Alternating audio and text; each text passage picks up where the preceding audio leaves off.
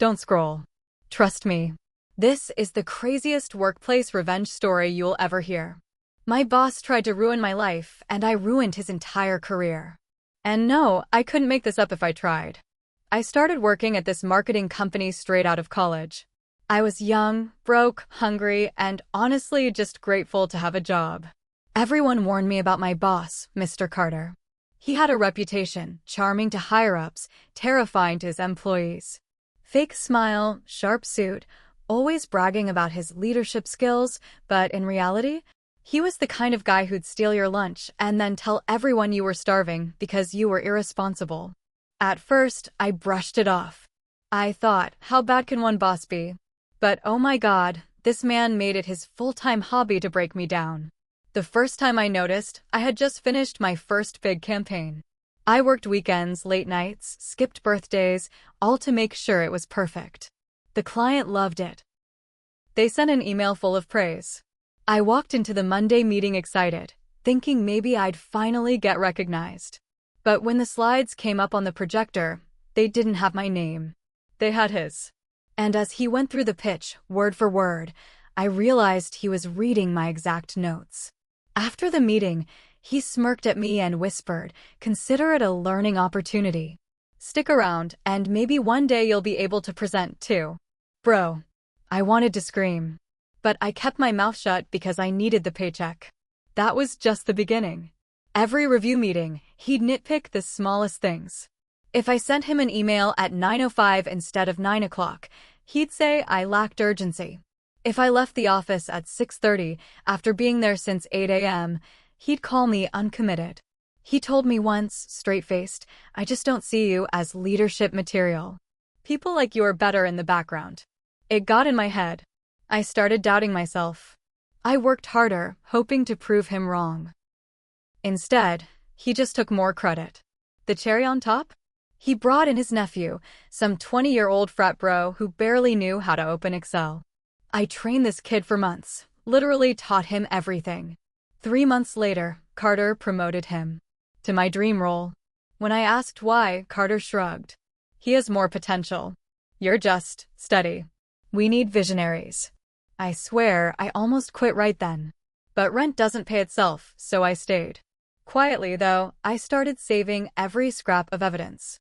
Screenshots of emails where he lied, Slack messages where he berated me, even receipts showing he was using company cards for business dinners that were actually dates with random women.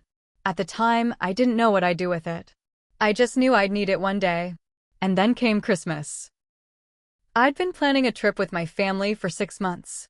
Flights booked, hotel paid for, vacation days approved.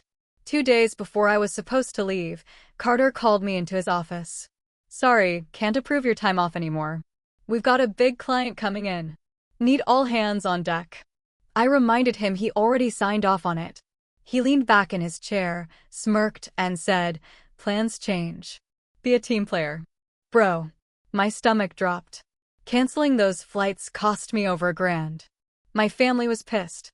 I spent Christmas alone in my freezing apartment, eating instant noodles, while Carter was posting Instagram stories from a 5-star resort in Cancun. That was it.